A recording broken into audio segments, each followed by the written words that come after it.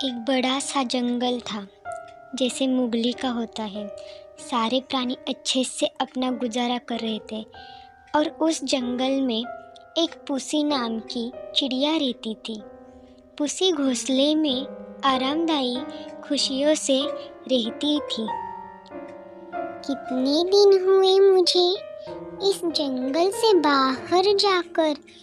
ऐसा करती हूँ 6-8 दिन मैं गाँव होकर आती हूँ। लूसी के साथ रहकर अच्छा लगेगा। ऐसा सोचकर पुसी लूसी के यहाँ चली गई। इतने में उसके घोंसले की ओर एक टीटू की नजर पड़ी। अरे, ये चिड़िया का घोंसला बड़ा मोटा है। इनमें मैं आराम से रह जाऊं। कुछ दिन बीत गए, बरसात आती गई और चली गई। लूसी के यहाँ से पुसी मोटी होकर वापस आई। वहाँ से पेट भर खाना खाने के बाद वह मोटी हुई है। पुसी मन ही मन सोचने लगी, मेरा लगता है वजन बढ़ गया है। मैं इतना मोटी हुई हूँ, लेकिन कुछ नहीं, यह वजन आधे रास्ते में ही घट जाएगा। ऐसा सोचकर पुसी अपने घर के ओर निकल पड़ी। कुछ दिन बाद वापस आने के बाद पुसी ने देखा और होश गुम हो गए। अरे, ये बेवकूफ टीटू, तुम मेरे घर में क्या कर रहे हो?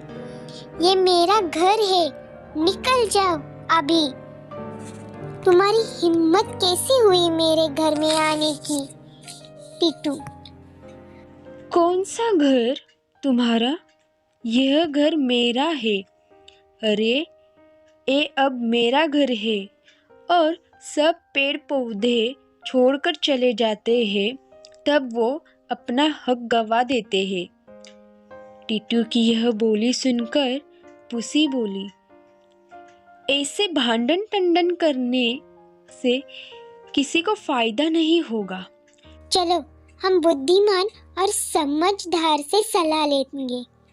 वो निर्णय सत्य देगा, तब हम मान्य करेंगे। दोनों भी दूर तक चलते गए। पहाड़ी इलाके में एक विद्वान चिड़िया रहती थी। वह बड़ी होशियार थी, मानो कि सबकी सौतेली माँ जैसी। उसका नाम था काली।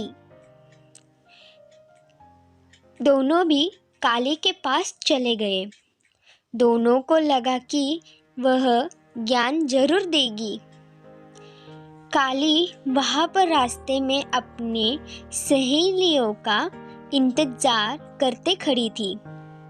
काली के पास पुसी और टीटू पहुँचे।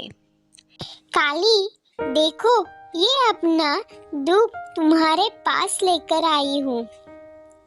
मुझे मेरा घर वापस चाहिए। तुम ही सच का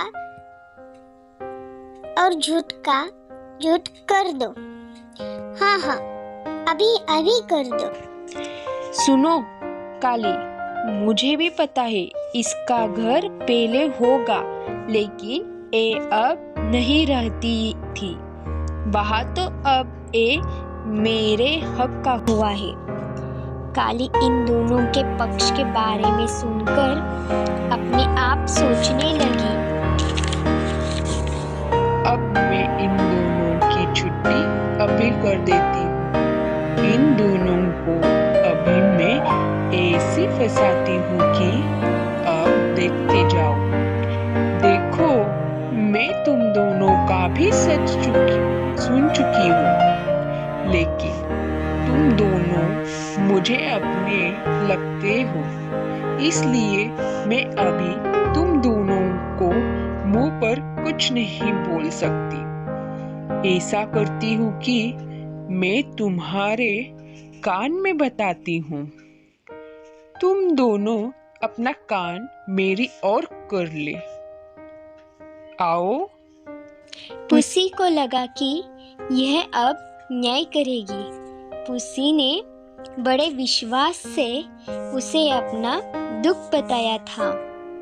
काली कहती है, आओ आओ, कान दे दो, मैं बताती हूँ किसका घर है। काली, बचाओ बचाओ, ये क्या कर रही हो? बचाओ।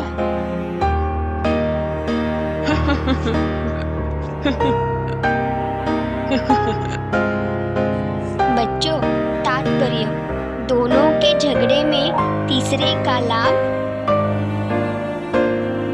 इसलिए हमेशा ध्यान में रखिए कि बलवान और धूर्त क्षत्रियों से हमेशा 10 हाथ दूर रहना चाहिए।